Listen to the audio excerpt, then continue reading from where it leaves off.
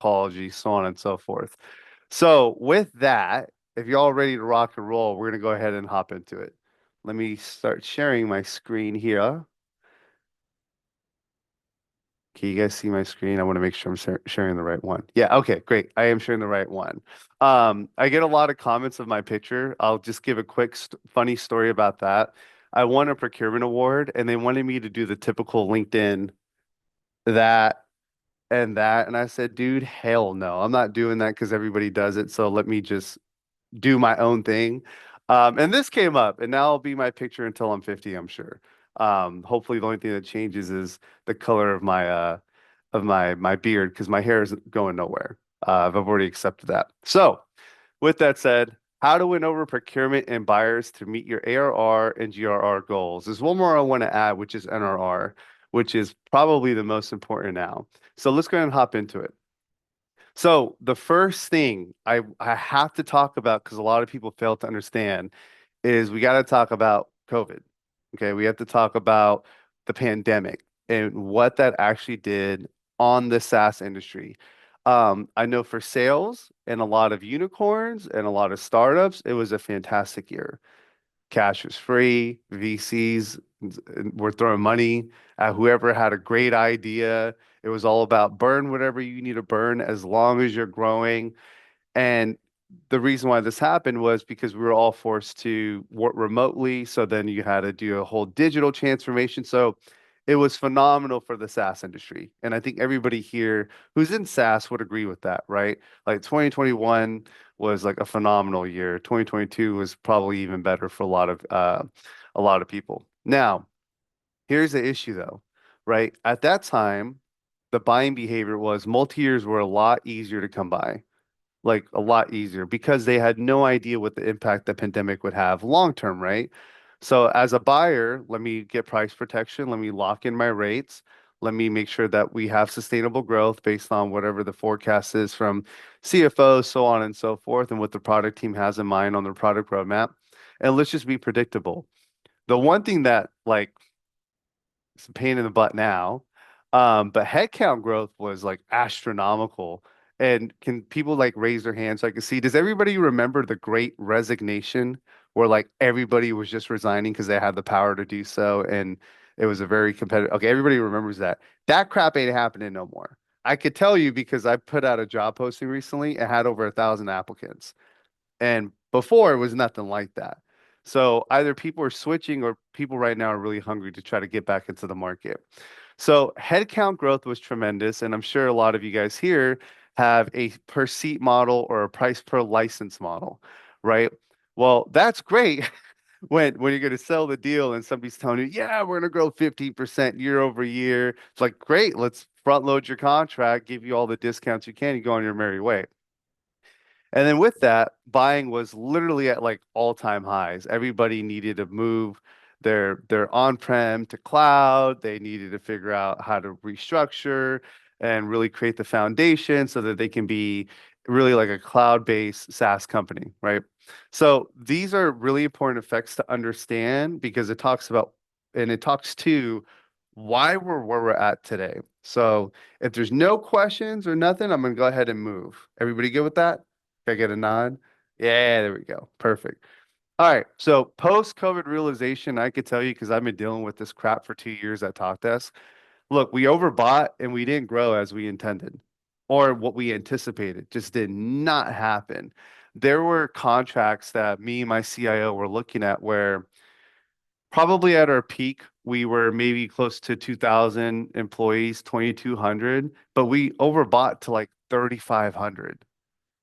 And that realization was not going to happen. And so we were in this situation where we have essentially overbought, we're wasting money, cash burn is high, and now we're in this bad state. So what ends up happening and what ended up happening is a lot of these organizations that were like on this path of profitability realize we're burning way too much money. Like way too much money via human capital, operational expenses, but cash burn is way too high. We as buyers have lost confidence, not in terms of sellers. I want to make that very clear. It's not that we lost confidence in sellers, but the confidence of being predictable, and really trying to understand how to preemptively position ourselves to what's going to happen, our confidence is really low. And that's where you will see a lot of buyers who are like just bugging you about the D word. The D word is my least favorite word, and it's discount. Like I hate that. Like I think that's very transactional, and it does nothing in terms of value. Um, and in addition to that, we have found that a lot of organizations, the revenue is stagnant. It's flat.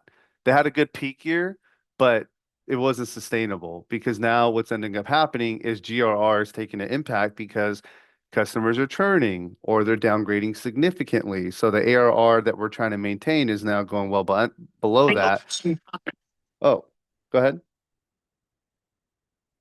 Is that a question? Nope. Okay, perfect. Churn is high. NRR, GRR rates are low.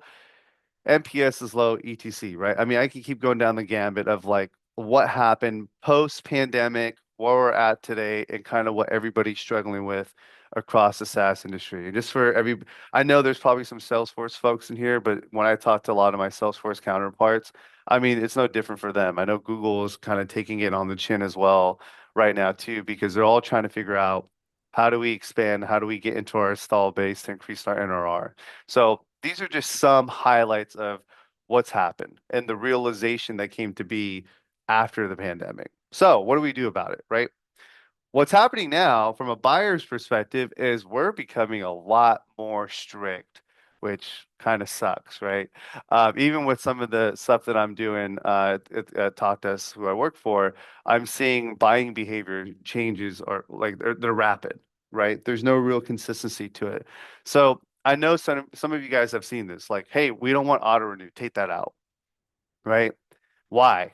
Reason being is a lot of companies, and I'll call out procurement, I have no problem. They have poor contracts management, like poor. So they'll end up finding out after the fact that their contract auto renewed and now they're threatening you with churn. Or they're telling you to go back and give concessions and do all these things after they've contractually auto renewed, right? So it's a defense mechanism to remove the auto renew. Second, no multi-years. A lot of companies got burned like bad with multi-years. And the best example I can give is if we were to take like a HCM, right? Um, I'll just like Workday is a good example, not picking on them, but they're a good example where they want you to tell them your forecasted growth year over year so that they could ensure that you're getting the best pricing as it was, right? Well, let's say you never hit that. And now with volume-based discounting, you're going down in volume, your price gets jacked up, and they're trying to force you into a multi-year. So it's just putting really buyers in this defensive mind state, if that makes any sense. I've heard 6 months renewals, which I laugh at. Even as a procurement guy, I won't ever ask for anything like that unless there's something really bad happen with the product, with the relationship, so on and so forth. But that's a really non-standard ask, especially in SaaS. Um, but we're seeing a lot of it, we're seeing a lot of it. And I talked to my procurement counterparts and they're gunning for it. And I'm just kind of like, you're not going to get it, but good luck. Going backwards from volume-based discounting. So even with the downturn in licenses and headcounts, whatever, they're still expecting some type of discounting, right? And I get it because I get it post-pandemic and what happened, but I would say like going forward, if you guys have had contracts that have expired, and somebody's going down by like 20%, 30%, no, that their price changes. That price has to go up. No matter how much they bark, it's their job to bark, obviously, right? It's my job to bark, but I have a lot of realism when I go into these deals. Not so much from other people. You have more threats of churn. Don't give me the deal, I'm gonna walk the hell away. You're not gonna see me ever again. Or you just get a churn notice. Here, look, we're terminating. And then they're waiting for you guys to reactively go back to say, how do we save this? What do you need? Maybe I can go ask for approvals. Um, and it works. Just let you guys know if you guys haven't caught on, that tactic definitely does work. Um, More RFPs. This one's really interesting. So, as a procurement guy, I will tell you, I hate RFPs. I tell everybody, I hate them. They're way too long-winded. I understand the formal competitive process. I get the whole thing, right? But they're not really necessary if you have strategic relationships. If you have transactional relationships, then that makes more sense. But you're seeing a lot more RFPs out there in the market right now. Longer sales cycles is taking a hell of a lot longer, right? Maybe a standard SaaS deal with 100K ACV was like maybe 3 months, 4 months. Those are turning into 6 months, 8 months, 9 months. Bigger ones are turning into a year plus.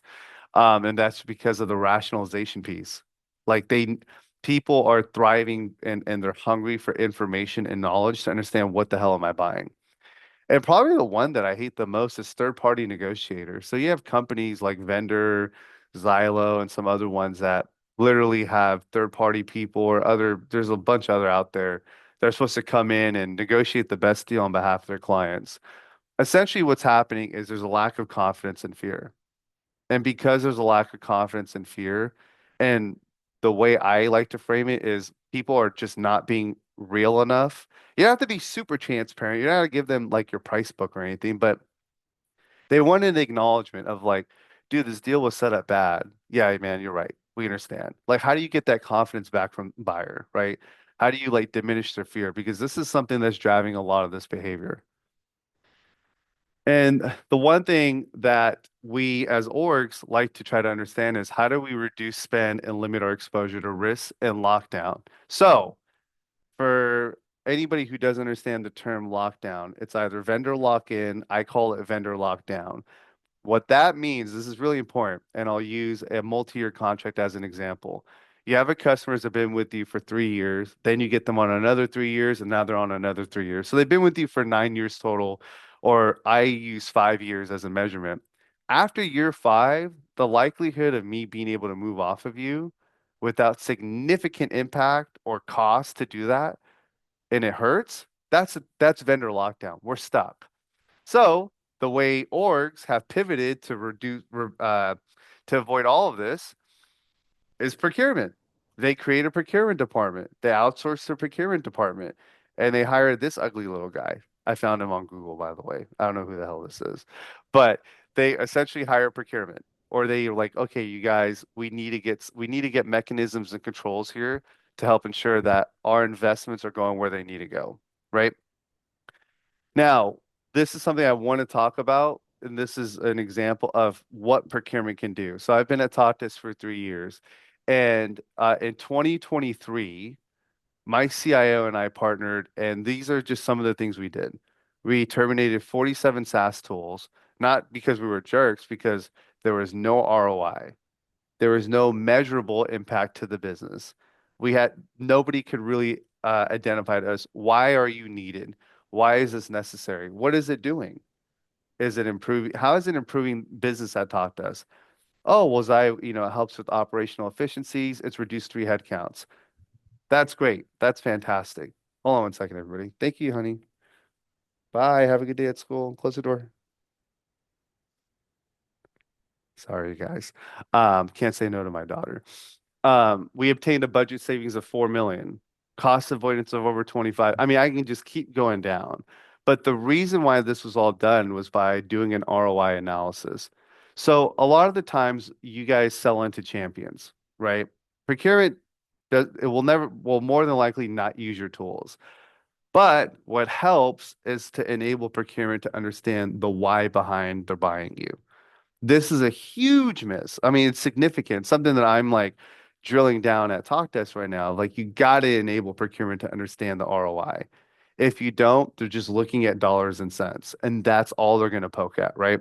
So we had over 144 SaaS renewals last year and 156 for this year.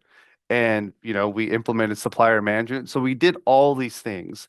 So this is to safeguard the organization. And I want to talk about this because a lot of people, there's a myth that procurement gets paid based off of savings. That's bullcrap. In my 10 years, I've never been paid a spiff or anything off of my savings. Third-party negotiators, though, they do. So if you're ever running into somebody that you're negotiating with that has an external dot whatever email, yeah, they're more than likely going to pocket something off of that. So don't be too nice to them because I think that's nonsense. Okay.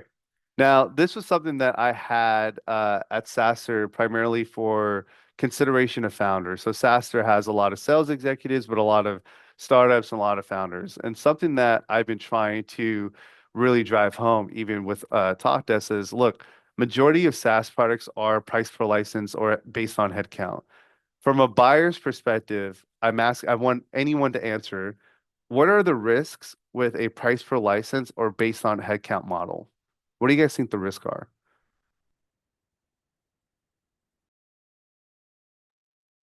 If it's sticky enough and it grows within the company, as a procurement guy said to me last week, help me understand what you're getting me pregnant with before you impregnate me. Dude, tell that guy to email me. Now I love that. That's perfect, perfect, perfect. No, that's one for sure. Absolutely. Because they have to rationalize what is it that what's the long-term vision here, right? How is this supposed to help us with scale and so on and so forth?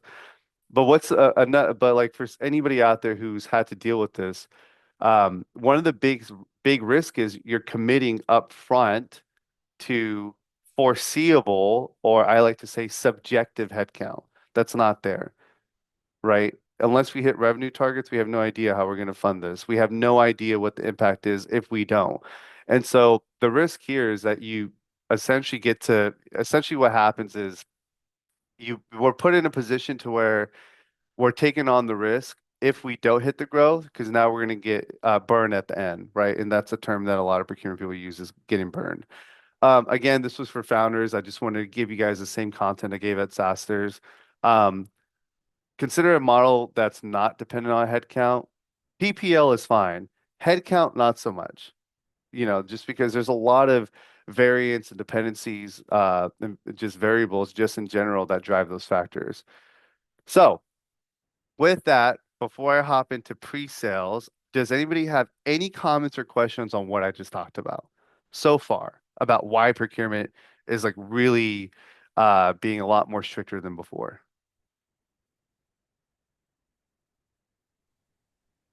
I have a question just about one of the comments you made around helping procurement to understand ROI. I'm not sure if it's something you're going to cover specifically later in the talk, but I'm just curious. I mean, what are the kind of documentations that you get put in front of you that you think are effective in driving that kind of understanding? Oh, it's not even document. I mean, I actually, and I do talk about it later, but I like to be a part of all demos if possible. Like, so if a champion's being shown how this tool is supposed to work or whatever the product or so on and so forth, like what the impact is, what it's supposed to do, what it's designed for. A lot of procurement people are not in demo phases. Like, I don't know what stage it is in your guys' sales cycle, but like stage three for us. And that's a huge miss because you have an opportunity to do a one shot where you're teaching and showing the champion or the impacted business owner what they're going to get. And the procurement can sit along and go, oh, now I have an understanding of what the heck this is. Now I understand what this is supposed to do. And the great thing about procurement that a lot of people, and I do talk about later, they tend to miss is, dude, procurement sees everything in the org. I know what everybody's doing, what they're trying to invest into, what they're buying, why they need it. And I have the historical as if I've been at the company for a few years. So I know probably what works and what doesn't work based on feedback that I have. So documentation, I would say would happen at the QBR. I know like some CX leaders like, oh, QBRs, who need them? It tells me you've never been a buyer. Like show me the growth, show me what's happening. Are we best in class? Is there any customers that we can talk to that can help us get over this hurdle? So there's all these different tactics and tools to not only enable procurement to understand your product better, but for you guys to be positioned better when it comes to renewal discussions or even just sales discussions, right? To get the logos and whatnot. I hope that helps. And I'll definitely talk more about that later. Appreciate it. Thanks. Perfect, perfect. All right, here's my big thing for pre-sales, all those in pre-sales. You have to understand that you are one supplier out of a potentially large supplier base. This is so important. I'm going to say it again. I'll explain why. You are one supplier in your customer supplier ecosystem. Why is this important? The reason why it's important is if you have tactics, tricks, plays. Like my favorite one is Zai, we could only hold this deal to the end of the quarter. It's the end of quarter incentive. Then I ask, well, what quarter is this for you? It's Q1. Great. So I have 3 more quarters, dude. I'm in no rush. Like, don't say something like that to me, right? Because I know I have a lot of other flexibility with the 100 other suppliers that we have in SaaS, and they've all shown that they are comparable or that they're flexible. So it's just really important to understand that framework that you can be measured against what you're doing, how you're doing it versus what they think a good supplier looks like or partner. My favorite word now is partner because I hear it all the damn time. And I'm like, define it for me because I think a partner completely different than a lot of people. So this is a big point. Sorry. Yeah, go ahead, please. Sorry. Hi, Hi, question. My name is Dennis. Dennis. Yeah, How yeah, you yeah. doing? Good, good, Um, good. I'm really curious to learn from you. How much pressure are you facing from internal champions? Are you ever feeling the pressure of, okay, the salesperson might tell you you have a 10% out of the quarter. You're saying you have all of the year, but you might have some internal pressure from the champion that really wants you to get it done. I'll give you my answer, but it could be different for other people. I think because of the pandemic, it shows that like champions come and go. We all know that, right? You sell into one champion, that guy does something or that girl does something, or they're like, I'm done with this company, I'm going to the next. Now that company has your tool, right? Well, probably without a champion. Champion pressure is really nothing. Like I would say that power has really gone away. The reason why it's gone away is there are several hundreds of procurement people that can tell you that yeah, people barked at us. They said we need to get this deal done. They really need the tool. And then they left. Now there's no owner. So now we're paying on a tool that nobody knows what we're going to do with. We have pending invoices and we probably want to get out of it, which is another reason why you want to empower procurement. Majority of the time, procurement people don't leave that much, right? Mm. Which is why you can help them understand what it is what's happening because I think champions like I even when it comes to TD here at Talkdesk, I'm like, you can't bet all on your champion. They leave. We know that. So how do you who was the guy who said like, what are you impregnating me with? How do you like penetrate? How do you get deeper?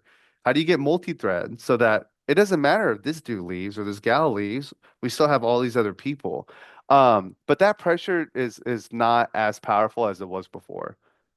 Zai, quick question here. Yeah, of course. What about if the pressure comes from high management? Sometimes you guys have a hard requirement to purchase a certain tool.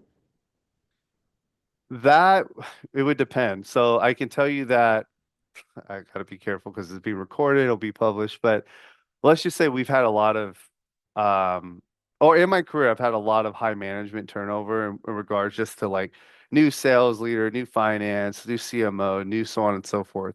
Every time that happens, I'm expecting they're gonna come with their own crap. What I mean by that is their own ideas or their own tools that help them succeed at one company that they're bringing in to another. Um, Typically it all comes down to budget, and this is where finance comes in. I still don't, I mean, I'm positioned pretty well in my company that I have a really strong relationship with our CFO and with all executive leaders to where I'm more of a consultant for them of, look, if you have something you want, let's figure it out a lot earlier on versus it being, hey, I'm talking to, I don't know, pick a company. I'm talking to Workato, right? I really want to use your tool. Help me at the last one. How do I get started? Like, I'll help you figure out how to get started. But the next question I'm going to ask is, well, when are you trying to get this? Because we have security that has to look at it, legal has to look at it, right? We have to make sure you have budget for it. So the pressure of urgency, I mean, again, it's not so much, right? Because what we found because of the pandemic is tools aren't always the answer. Software is not a magical solution. Like there's still work that has to be done, right, to recognize the ROI out of it. Um, but depending, I will say this, depending on the procurement person you're dealing with, and I do use this against other procurement people while I'm helping deals here, is I'm like, yeah, dude, that guy's not budging. You need to go over the top. Go get this guy to put pressure. Let's see what happens. Maybe it works, maybe it doesn't. Maybe they have such a rigid procurement process that it's like it doesn't matter if I go talk to them. They have to approve it. So that depends on like the buy, like how the company's positioning procurement and like ultimately who approves, right?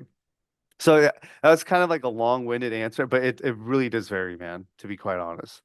Like at a smaller scale company, yeah, I think that would work perfectly fine. Like more enterprise, I don't think so. But I could be wrong. Thanks. Yeah, of course, of course. Um, TTV. This is something that's extremely important for you guys to articulate if you're not already doing it, and it's time to value. So this is one of my first questions to any new supplier that's wanting to do business with Talkdesk is I said, well, what's the time to value?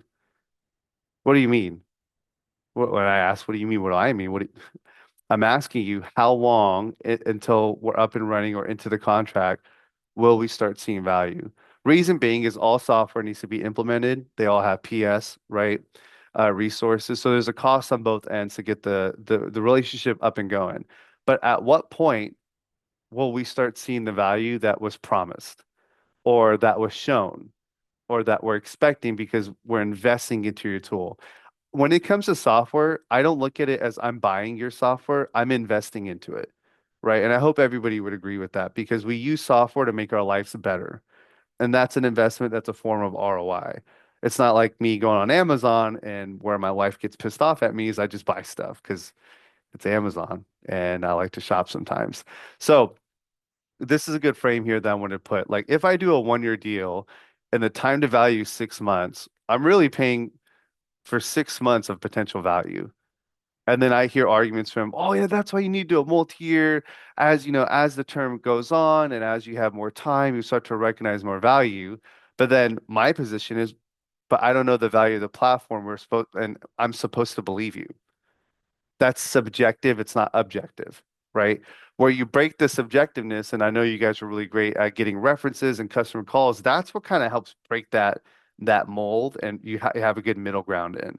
But subjectiveness is kind of out the door. Like the proof is in the pudding.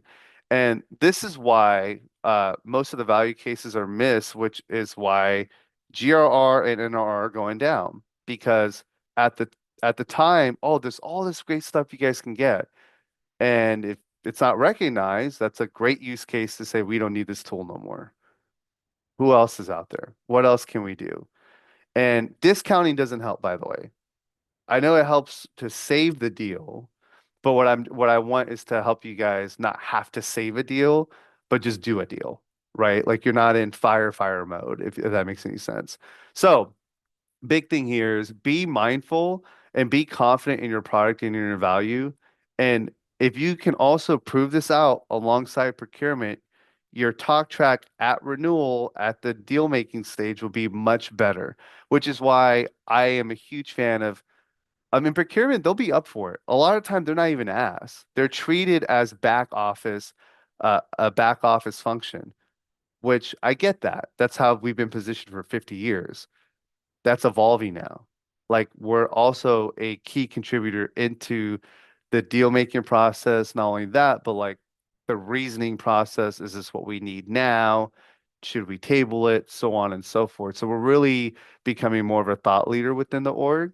And I'm a huge fan of like, dude, do it with procurement.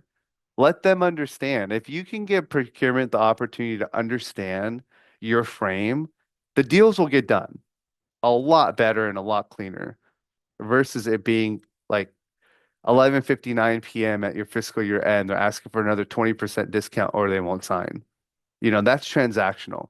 So this is a big tip here as well. Zai, just a question, if possible, on the previous slide. I guess. All right, cheers. Appreciate that. On the TTV one, the the argument that you're making there in kind of the differentiation between investing and partnering, right, with a supplier is a really interesting distinction when we're talking about TTV, right? And I'm just curious, it's a double-edged sword, right? Yeah. Oh Because yeah. Yeah. in the same way as your TTV is 6 months, my CAC is significantly higher in the first 6 months, assuming I'm not some enterprise who's selling PS at the wazoo. I'm giving free support for that implementation, right? Surely that's what makes it a partnership rather than an investment. My question is, as a procurement who's saying, I'm objectively paying for 6 months. Is that a valid argument? Well, so you said something that's really important. You said CAC. Procurement knows. I should ask Itai if I can curse. It's my second language. I'm bilingual. Don't They don't. worry. Okay. Procurement doesn't Go know, ahead. and they don't understand jack shit when it comes to CAC. Because you're right. In a 1 year deal, if time to value, let's say it's 3 to 4 months, you have PS, you're really not making anything on that deal, which is what multi-years really do come into play. And I know this because I spent a lot of time with our pricing and packaging team, corporate development, understanding why are we positioning deals the way we are? How can I help like adjust the frame so that it does resonate with procurement? Procurement will never understand CAC unless you allow them to understand. Now, with that though, you'll get into some procurement personas where they just don't give a damn. And that's where I would say, okay, well, you're transactional. I'm trying, and I hear what you're saying. Like, I'm trying to partner with you. I understand what it is you're looking for, but now this deal is starting not to make sense for us. And depending on where you're at in your sales cycle, if you're at, look, we have full buy-in from the prospect. They want the tool. I'm dealing with procurement. We're doing everything that we can. They're not understanding. That's where I would just take that frame and go to somebody else, right? Because even for me, I'm being completely honest. It took me a couple of years to really like fully understand like CAC and what, the deal and like how to truly understand all these things to where I can stop myself from negotiating against myself. Like I might get a killer deal, but I could be greedy and want more. And at that point, I'm negotiating against myself and I'm risking losing the deal. So it's also important that if you guys are really confident in your value, be comfortable walking away. And it's okay to walk away from procurement. I'll be the first to tell you. It's My perfectly favorite okay. thing. Sorry, go ahead. My favorite thing. They're awesome to walk away from. And then Oh no, use I mean Dennis's thing. Hey, dude, exactly, right? And the whole thing too here, right, is what I want to do is try to help you guys position yourself better with procurement, and it's going to take time. Like this isn't magic or anything like that. It all depends on the procurement persona that you're dealing with. They either make it easier, or they make it hard for you, right? I still make suppliers' lives a living hell if they're failing to answer my questions, and I'm not asking like bad questions. I'm really trying to understand you're saying this will do this. So if I were to ask you to put this in writing in a contract, would you let me, go after you for breach? Oh, hell no. No, no, no, no, no. Not a chance. I'm like, I know that. And I know that there's no way you guys would do that. But I'm saying if there was a world to do that, how confident are you in your product? Some sales guys would be like, dude, if it was my choice, I'd say, hell yeah, go ahead and do it. No, okay. All right. I like that. You're confident. Like, there's actual value here, right? Versus it just being like, ju- just falling into the frame of the whole procurement transactional mindset. Like, don't let procurement bring you down. Try to elevate them with you, is all I'm trying to say here. All right, I got to run through this. So, Can I ask engage a question? Yeah, go ahead. So when you evaluate a product, to what extent do you conduct a deep dive and hands-on experience on the product itself? Like, do you tend to conduct a detailed and sort of exploring the product from A to Z, or do you focus more on high-level insights that you get from the colleague, the buyer? No, no, it's a little bit of both. I won't like so as an example, like Sales Loft, right? Or Outreach or any of those like sales engagement tools, I'm never going to use it. What I do want to understand though is how it's going to be used and then what is it supposed to do. So from a real high level perspective, educate me on sales engagement. Tell me what it's supposed to do and how it's supposed to work, and then what the ROI is. Those are the level of details I'm looking at. Now, when it's a significant investment, I do like to be alongside the demo stage. Because if it's like 500K, and let's say it's a 3 year deal, that's significant. So I want to understand that. Or if it's like a Salesforce where Salesforce can kind of do a lot of stuff that a lot of other suppliers can't get away with. Okay, well, show me. Show me this agentic AI. Show me Agent Force. Show me how Einstein AI is supposed to work. How does it take everything in the data lake? Like, and so it's more of like you're empowering procurement to understand, right? Versus them only looking at the black and white, only looking at the contract details and then asking you all these questions. Essentially, you're double selling. You're selling to the champion, and then you have to resell to procurement to get the deal done. You know what I mean? Like, oh, well, the champion told us that they have budget for 50K, and procurement can say, where the hell did they get that from? I just talked to finance. They don't have 50K. They have 35K. You don't believe me? Here's a snippet. And now you're like, oh, crap. But if procurement saw the same value that they're seeing and understands the ROI, and maybe this tool is going to help us make money, okay, maybe we could justify getting more, or maybe we can meet that number. Does that, you know what I'm trying to say? So it's like how to work in tandem with them and not put them in that reactive position. Like help them be proactive with you, if anything. Thanks. Hope that Guys, helps. Yeah, let's yeah. do the next questions using the chat, just because we have a few slides, and then if Yeah, we and have I'm some gonna more I'm gonna minutes, yeah, yeah, I'll power through these guys. yeah. So, lesson here, please start doing it. You'll get great ROI. Try to engage them proactively and a lot earlier, and it doesn't have to be about the damn contract. You can say, look, hey man, we're talking to this champion here.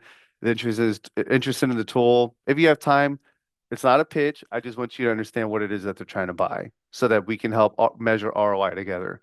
That will go a long way. Even you making the effort will go a long way because you shoot that email off, now you have a paper trail. So you can make a sound case that, look, I've tried, but obviously you're not either you're not interested or you're transactional, and that will help you guys with positioning against them. So I'll run through these again. Engage procurement earlier, not in later stages. Again, my favorite stage is at the demo stage. You've identified your ICP, you got a booked meeting, you're doing initial scoping calls, you then schedule time to do a demo. Hey, is there anybody from procurement we could bring along that can, that may add value? Maybe they know we had a tool like this last year and we churned because of this. Do you guys have this are you guys able to fill this gap? Like, again, they see everything. So they probably have historics on why things have terminated, right? So this is like the most simple thing, but dude, like type in the company name, type in procurement, or go to your prospect, see if they have procurement. If they don't, then you have to worry about this. But it's really easy to find out who they are, or you can use them info and stuff like that. Traditionally, procurement has always been like the last step, right? Last step, last stop for sign off. And the way I want you guys to view procurement is they're an advisor to the org, but they can also help advise you, right? So they're really like a middleman consultant. And if you get good relationships with procurement, there's a lot of great stuff that can happen from that. The other thing too is like don't wait until your proposals for discussions. Just bring them in earlier. I keep saying this, but it's extremely important. This is a big one. Procurement really wants to have a seat at a table. I've asked procurement leaders this and at conferences, like, yeah, we want a seat at the table. I'm like, what table? What seat do you want? For what? Like, what are you trying to accomplish? Oh, I want to be elevated in the org. I want to be able to sit with the C level and talk. I'm like, great. Well, you can't do that if you're transactional. You got to be strategic. And the way you become strategic is you start to understand your suppliers. We only are here because you guys are there. Without buyers, there's no sellers. Without sellers, there's no buyers. Like our job is worthless. So it's really important for us to understand what's actually happening so that we can be add more value and be more informed as it pertains to the investments that we're trying to make. If you have confidence to sell, here's the big one, you guys. Gotta have the confidence to support. I know this sounds kind of stupid, but I cannot tell you how many suppliers I've terminated this year that we did a 1-year deal because they were new. We're like, show us. Didn't show us, no QBRs, no nothing. Like there was nothing. And then they reached out at the time of renewal. Hey guys, renewal's coming up. I'm like, we already sent you a termination notice. We haven't heard from you in 9 months. What is there to talk about? There's nothing to talk about. So it's moving away from that transactional mindset. I hear this all the time from sales. I'm tired of procurement coming in last minute. You're pushing for signatures, but procurement comes in, stonewalls you, and asks for more discounts. What do you guys do? Or what should you do? And it's something that I tell everybody, look, hold your ground. It's okay. Hold your ground. You've already went to your managers, you went to your VP, RVP, CRO, whoever, you got the discounts. You're at the tail end. You already got commitment from the customer. And so just hold your ground and realize procurement is not a decision maker 98% of the time. They do not have final authority and sign off. They may have to sign, but they do not have the authority to tell the company what they can and cannot buy. I don't. I'm an advisor. I would say that's really not a good idea. Why? They're a Series A company. They've been around for 2 years and they don't have an enterprise company. How do we know that they can support us? You know what I mean? Like little stuff like that. And again, I forgot who the gentleman was, but like, hell yeah, re-engage your champion. Tell them that you're trying to close a deal, but you need help. And if they don't help, and if it's really like a fiscal year deal, an end of quarter deal, then hold that line and be ready to take the deal off the table and let it change. And then that's when you're putting all the pressure back on procurement. And now the champion can be pissed off at everybody, right? And again, be prepared to change the deal if the timeline is not met. I get quotes sent to me all the time that have an expiration date of a week, and I will Slack or email them back saying, "Oh, just go ahead and withdraw your quote." Why? I'm not getting it done by the end of the week. I didn't even tell you I'd get it done by the end of the week. So take that off and go. Not going to happen. Like that's a subjective timeline because I've seen it moved way too much. So if you have a timeline, you communicate it, hold it as best as you guys can. And take leverage away from buyers and procurement by removing emphasis on end of month, end of quarter, fiscal year deals. Either it's a good deal or it's not. And the other thing too, again, you guys are one supplier out of an entire supplier base. How many other suppliers do you think do the same crap? Say the same exact thing. So we're very desensitized to it. To where like, okay, whatever. That's fine. Take it off. If you really want the business, you'll still give me the deal. So this is something that's procurement's woken up to, if you will. All right, no story time. We don't have time for it. I had a great story about a supplier, but maybe in the next session, I can do a story time. We can have like hot cocoa and stuff. So let's hop into winning to grow NRR, GRR. I'll try to run through this again. Again, this is what's happening out here. Threat of churn, 1-year renewals, no auto renewals. What do you guys do? It's okay to say no. Okay. Find creative language to offset the risk. So one of the big risks that we've seen is like if a company bought 1,000 seats, they're downturn to 800 and come renewal time or mid-contract, they're like, hey, well, we have this pending invoice, but we don't want to pay for 1,000. We only have 800 seats or we only have 600 seats. What can we do, right? Maybe you guys do an early renewal, try to add products, so on and so forth. Something that's great is product swap. You can do a product swap language to maintain that ACV so you're not having to reopen the door of now the buyer's going to shift over the blame to us. We got to figure out how to make them right. They want to do an early renewal right size, but it can lose ARR if we do it. So it's like it's just having some creative language front loaded. And I would check with hopefully legal. They have language that says as long as the ACV remains the same, yeah, they can buy other products if you guys have them available. You guys, this is my big one. Have a strong regiment for QBRs and EBRs. For the love of God, please do that. I had 144 renewals last year. Who wants to take a guess on how many suppliers proactively reached out and did QBRs? Anybody? A 20. guess? No, 5. Wow. And they weren't even the top. I had to go ask Salesforce, where the hell is our QBR? They're like, oh, good idea. I'm like, what the hell do you mean it's a good idea, dude? Like, you have a customer success team now. How the hell are you measuring your CSMs if they're not doing QBR? So it's a big miss, huge miss, but a big opportunity as well. One thing, you guys, please get used to the threat of churn.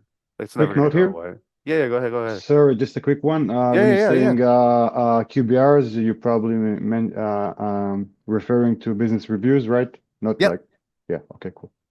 Yeah, absolutely. With the QBR. customers, CSMs with the customers. Yes, absolutely. Big one. And just one last thing on this. I have seen thousands and thousands of QBRs and QBR templates. Little secret, they're all the same. Everybody sounds the same. I encourage our CSMs that look, your first QBR with the new customer, should never sound the same as your third QBR. It should show growth. It should show improvement. It should show something. It needs to be different.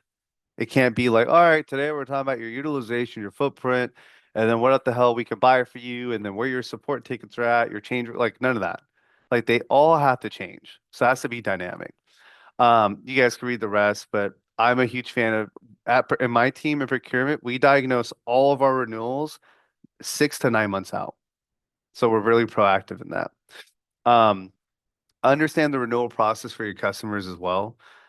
This is probably a big miss, depending on Notes and Salesforce, whatever your CRM is or your customer success tool. I know Notes are kind of like bad, but I always want to ask, well, how do they buy us? Was it RFP? Was it organic? Was it SDR? What happened? You know, because that can tell you what's going to happen at renewal, or at least preface that. Okay, I have a lot to go through. Let me see what I have. All right, here we go. Oops. Guess I just ended it. All right.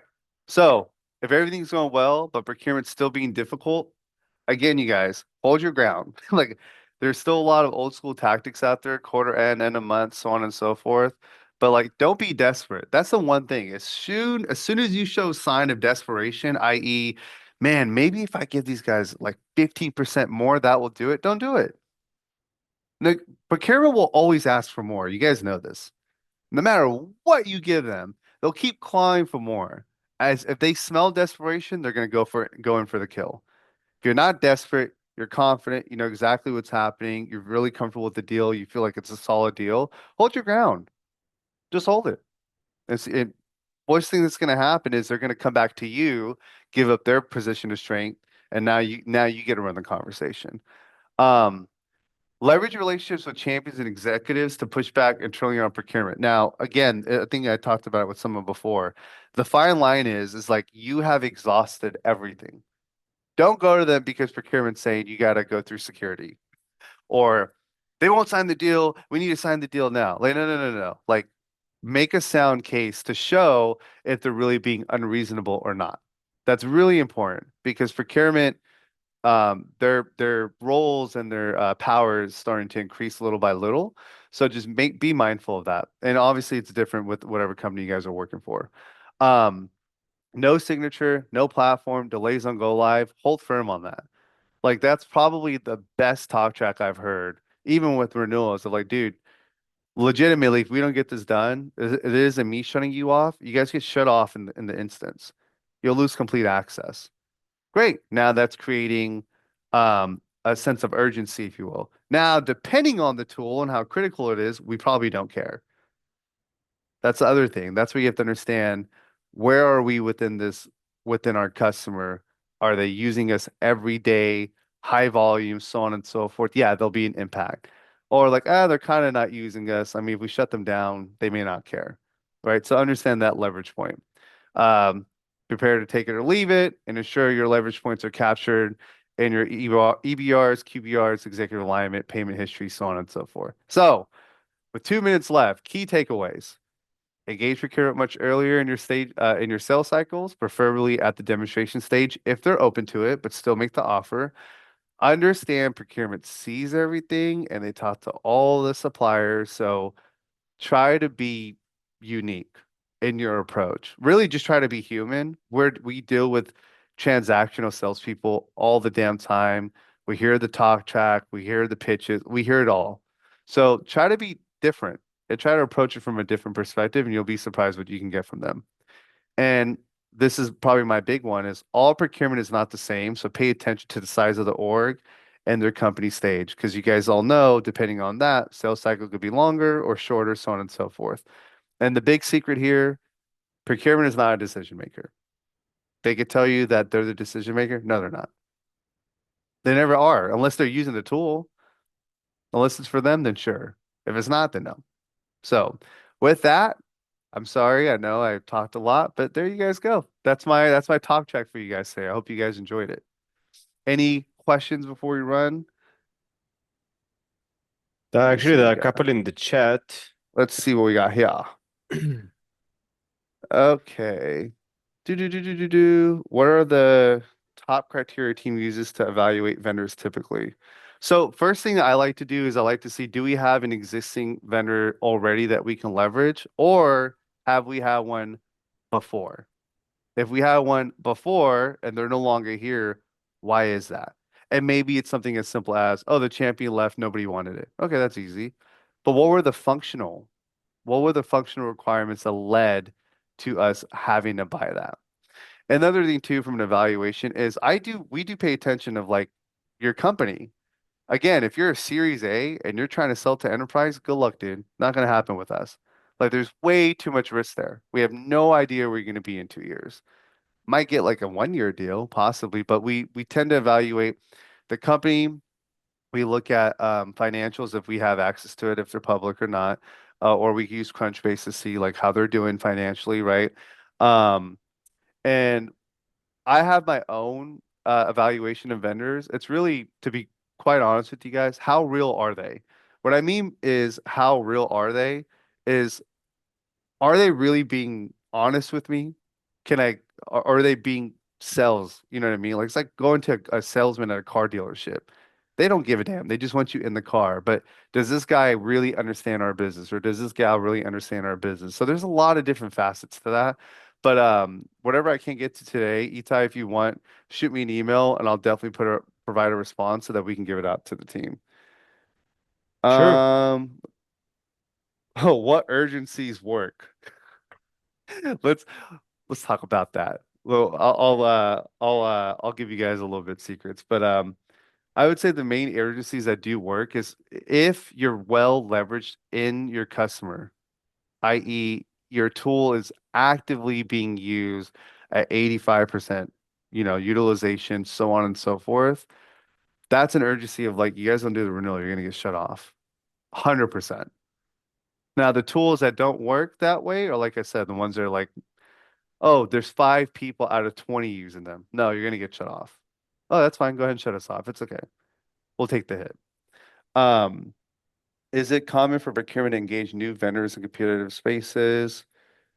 I'll have to look at that one a little deeper. Okay, a lot of these are about evaluation. How do you evaluate tools that are not easily? Okay, here what I like this one real quick. How do you evaluate tools that are not so easily measurable in terms of ROI? I would say then what the hell are you selling? If you can't, if you guys don't know the ROI from like a business outcome perspective, I think there's a big issue there. Either it's not product market fit, ICP fit, and if you can't articulate that to like in general to procurement, then that's a big issue. And again, it's not picking on anybody here in the call. This is a big miss, huge miss, like across all suppliers. They say we'll do one thing, but they have no way in the back end to measure whether or not you're successful. Or like AI is supposed to offset human interaction and headcount and all this other stuff. People are still struggling with trying to quantify that. You know what I mean? So, I mean, Salesforce positioned conversations for $2 a pop. So they're putting a number on it, you know. But what I'll do though is I'll definitely take a look at this and try to get the answers back to you guys. But I really do hope you guys enjoyed the session. So please, if you guys did, give feedback. If you didn't, please give feedback as well. All feedback is welcomed. Zai, thank you Zai, very thanks much. so much, really. Hope you guys liked that. I saw a thumbs up. Thumbs up to you guys too. And thanks for staying up, man. I really appreciate it. Thanks a lot. Thanks everyone for joining, being active. If you have any more questions for Zai, just feel free to send them our way, my way, or to Nafar. We'll just send out an email with all the questions. And maybe even if Zai will have some time, we'll do like a fireside chat or like Q&A in a couple Oh, of I like months. that. No, I like that. Yeah, let's do it. So yeah, thanks a lot, everyone. Have a great night. Zai, thank you so much. And yeah, see you at the next one. Perfect. Thanks a lot, guys. Have a good Thanks, one. Guy. Bye.